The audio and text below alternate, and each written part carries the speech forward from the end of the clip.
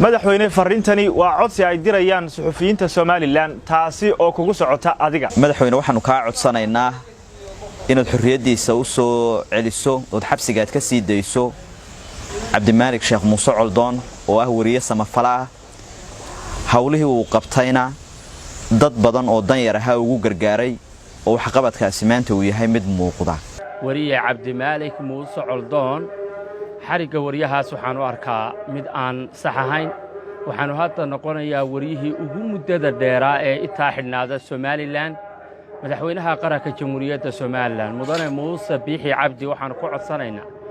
in uu wariyahaas samafalaha ahaa oo wax weyn qabtay muddadii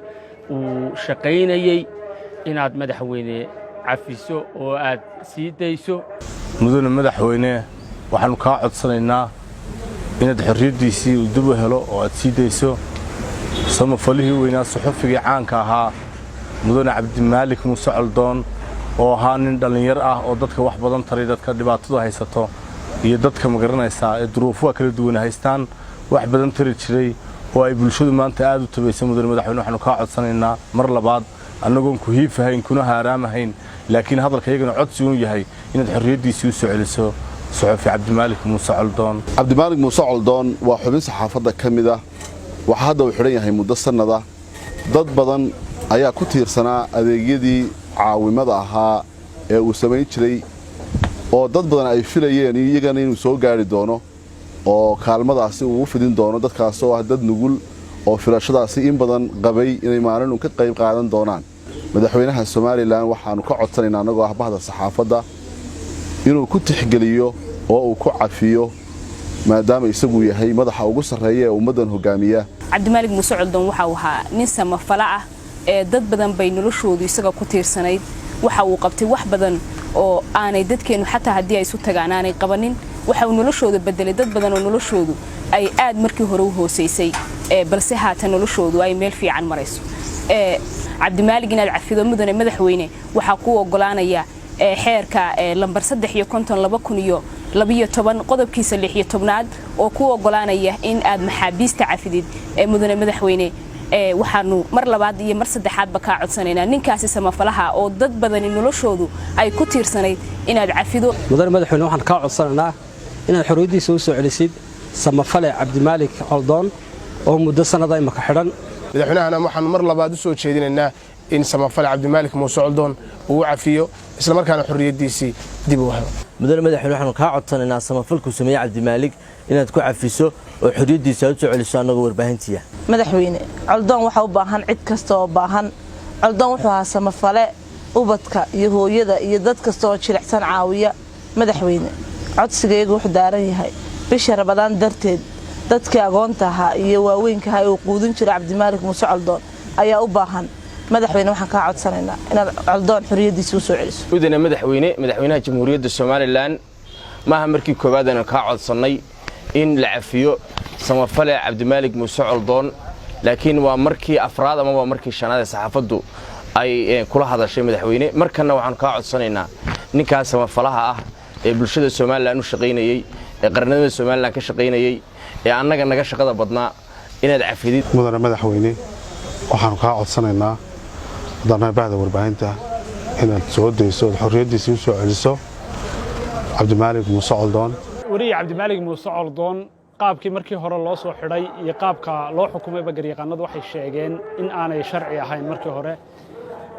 haddana muddo dheer ayuu xidhan yahay wuxuu ahaa samafale bulshada Soomaalida si weyn ugu gargaaray gaar ahaan ummadda reer Soomaaliland waxaanu madaxweynaha Soomaaliland ka dalbanaynaa ama ka codsanaynaa in uu cafis u fidiyo samafale Cabdimaalik Muuse Coldoon marka madaxweynaha Soomaaliland Muuse Biixi Cabdi markale waxaan leenahay madaxweyne maadaama aad Soomaaliland oo ah dimuqraadi aad madaxweyne u tahay xariga saxafiyiintuna uu yahay marka dalalka dimuqraadiga la eego wax aan u wanaagsanayn waxaan ku leenahay madaxweyne oo codsigayaga uu u dhacaya intaas oo suxufi oo reer Soomaaliland ay wax ka codsanayaan inaad sii dayso wariye Cabdimaalik Muuse Coldoon madaxweyne Cabdimaalik waxa uu door muuqda ka qaatay ismanaantana kor u soo qaaday qayb lixaad leh oo warbaahinta badankood aan ka mid ka ahay ay dayaceen oo aan karo uu kaafiyay waa daryeelida ka warhaynta dadka jilicsan ee u baahan in la garab istaago waqtiyada adag madaxweyne waxaanu kaa codsanaynaa in badanna aan kugu soo celcelinay aanu sii wadaynaa inaad xorriyaddiisii u soo celiso cabdimaalig muuse coldoon madaxweyne waxaan kaa codsanaynaa inuu bannaanka yimaado sidii howlihiisii gaarkaa reerkiisa caruurtiisa iyo weliba faamiligiisa inta kale iyo dadkaa ku tiirsanaa iyo howl maalmeedkiisii kaleba si uu markaasi u qabsado waa naga codsi madaxweyne mahadsanid madaxweyne biixi markaad ahayd gudoomiyaha kulmiye 4 sano ka hor ka dambeysay waxaad ahayd nacab xadhiga iyo dadka la xiro waxaan kaa codsanayaa bilaa caleeg madaxweyne muuse biixi inaad sii daysid cabdimaalig si noloshiisa caadiga ahayd iyo tii masaakiinta uu shacabka ku qabto waxuu madaxweynuhu dhawaan cafis u fidiyey maxaabiis kor u dhaafta 500 ma garan karno sababta uu madaxweynuhu uga reebay amba ay cidii ku shaqada lahayd ee xeerlaalintu ka mid tahay ay uga reebtay cabdimaalig haddii ay taasi dhacday madaxweynuhu awood uu u leeyahay waxaan ka codsanaynaa mudane madaxweyne inaad cabdimaalig aad cafis u samayso codsigeena ma aha kii koowaad ma noqon doono kii ugu dambeeyay ilaa intuu cabdimaalig cafisaleey cabdimaalig sheekh muuse coldoon waxaan aaminsanahay inuu ahaa saxafigii ugu waxtarka badnaa uguna waxqabadka badnaa ee dalkiisa Soomaaliland iyo dadkiisa jilicsanba wax taray ilaahay subxaanahu wa ta'ala ayaa laga yaabaaba dadkaas maatada ay u caawin jiray inuu ugu naxariisto oo ku jannayo sidaa darteed qaranka jamhuuriyadda Soomaaliland waxaan ka codsanayaa wanaagii tirada badnaa ee cabdimaalig dalkiisa iyo dadkiisa u taray in loogu naxariisto laguna cafiyo xorriyadiisana dib loogu soo celiyo madaxweynaha ka codsanaa inuu bal eego dhawaaqyada ka soo yeedhaya dadka jilicsan ee u gargaari jiray iyo sidoo kale warbaahinta intaasi ka codsanaysa in cafiska uu fidiyo cabdimaalig sheekh muuse coldoon waxa uu ahaa wariye samafal ah waxa uu wax taray bulsho badan waxa uu wax u qabtay bulsho badan madaxweyne waxaanu kaa codsanaynaa waxa uu taray ee bulshada ugu taray inaad darteed ku cafisid kuna sii daysid wariye samafal cabdimaalig muuse coldoon waa wariye wax badan taray dadka danyarta iyo inta baahan aan ku kalsoonahay in madaxweynaha Soomaaliland uu codsiga iyaga